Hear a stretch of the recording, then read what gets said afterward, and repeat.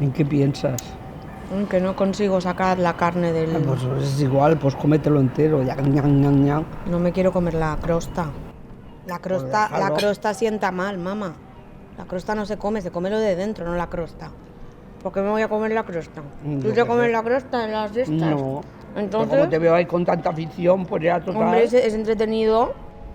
Parecemos guiris comiendo paella por la noche. ¿Y por qué se llama paella? Mamá, una cosa. ¿Tú harías una obra de teatro conmigo?